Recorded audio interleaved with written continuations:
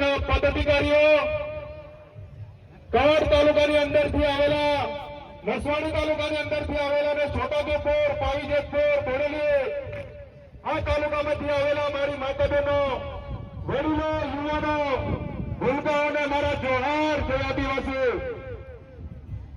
સાથીઓ। આ હજારોની જનમેદનીની અંદર આ તમે જે પોતાના સ્વયં ખર્ચે કોઈ પણ ભાડો આપ્યા વગર, એક પણ રૂપિયા આપ્યા વગર તમારા ખર્ચે માન્ય ધારાસભ્ય શ્રી ચૈતર દાદાને સાંભળવા માટે તમે અહીંયા ઉપસ્થિત થયા છો, તમારા ખર્ચે અહીંયા પધારેલા છો। એક વાર તમારા માટે તમે ખુદ તાલી પાડીને વધાવી લો યાર મિત્રો।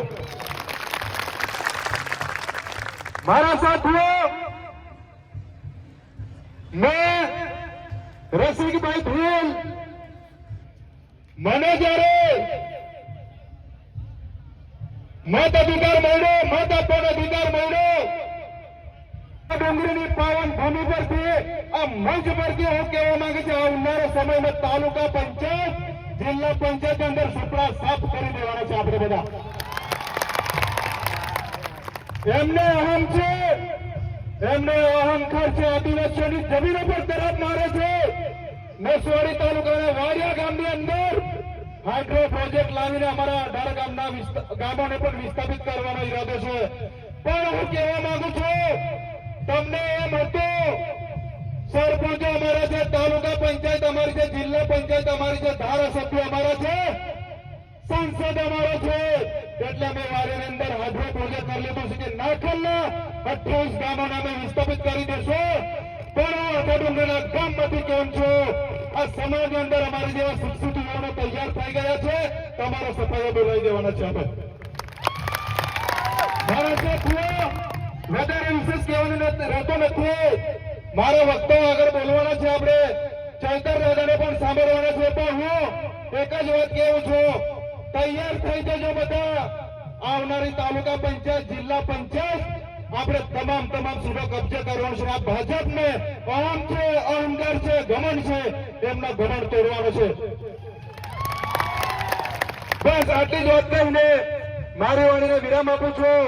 અહીંયા જે સમિતિએ મને બોલવાની તક આપી છે, તમારી વચ્ચે બે શબ્દ કહેવાનો મને અહીંયા મોકો આપેલો છે, તમારો હું હૃદયથી ખૂબ ખૂબ આભાર વ્યક્ત કરું છું। જોહાર, જય આદિવાસી, ધન્યવાદ। ખૂબ ખૂબ આભાર રસિકભાઈ નો, ખૂબ ખૂબ આભાર। આપણને જન પ્રતિસાદ મળી રહ્યો છે ત્યારે આજનો પ્રસંગ છે આમ આદમી પાર્ટી જનસભાનું આયોજન જે આશાડુંગરી મુકામે રાખ્યું છે, જેમાં આજે લોકનાયક ચૈતરભાઈ વસાવા આજે જ્યાં પધારી રહ્યા છે ત્યારે ખૂબ હજારોની સંખ્યામાં જન પ્રતિસાદ મળી રહ્યો છે। આજે તમે જોવો છો મિત્રો, આપણા આદિવાસી વિસ્તારની અંદર, છોટાઉદેપુર જિલ્લાની અંદર આ ભારતીય જનતા પાર્ટી ડબલ એન્જિનની સરકાર અન્યાય કરી રહી છે, એના સામે આપણે લડવાનું છે। આપણે સૌ સાથે મળી ખભે ખંભો મિલાવી આપણે સૌ આજે આપણે પોતાના હક અને અધિકાર માટે આપણે સંઘ બહાર આવવાનું છે। આજે તમે જોઈ રહ્યા છે ગુજરાતની અંદર ભારતીય જનતા પાર્ટી આદિવાસીઓના અંદર ભેદભાવ કરે છે। થોડી જગ્યા ખાલી કરવા માટે વિનંતી છે, તો જગ્યા ગ્રહણ કરી લેજો ભાઈઓ।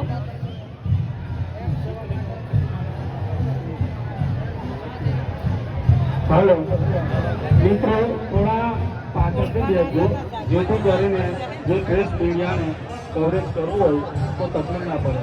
માન્ય વચ્ચે ઉપસ્થિત તમામ મારા વડીલો ભાઈ બહેનોને વિનંતી કે આપણે થોડાક પાછળ બેસીશું, જેથી કરીને આપણી વચ્ચે ઉપસ્થિત જો પ્રેસ જે આજુબાજુ નહીં દેશ વિદેશમાં પ્રસારિત કરે છે એવા મિત્રોને તકલીફ ના પડે। મિત્રો, થોડી જગ્યા આપીશું અને આયોજક મિત્રોને વિનંતી કરીશ કે લગભગ 10-15 ખુરશીઓ રાખજો, માટે કોઈ તકલીફ ના પડે। થોડા હજુ પાછળ બેસીશું। જેથી કરી તકલીફ ન થાય. બોલો ભારત માતા કી બોલો ભારત માતા કી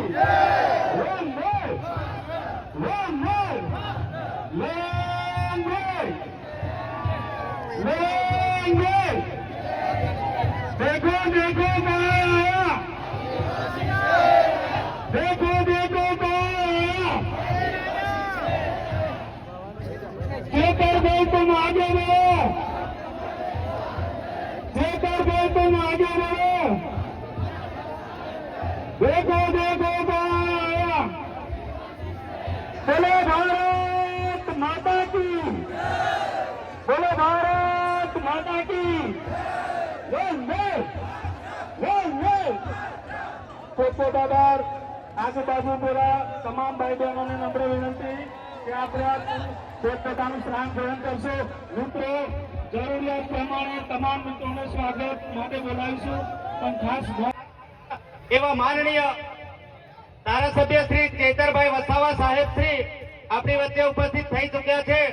ત્યારે સ્વાગત પ્રવચન માટે હું વિનંતી કરીશ કે છોટાઉદેપુર જિલ્લા વિધાનસભાના પ્રભારી શ્રી વિનુભાઈ રાઠવાને વિનંતી કરીશ કે સ્વાગત પ્રવચન કરે.